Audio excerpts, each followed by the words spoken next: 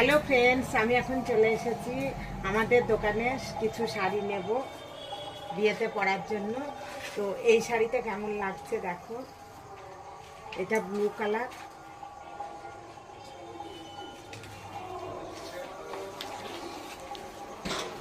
এই শাড়িটাও ভীষণ সুন্দর দেখতে লাগছে।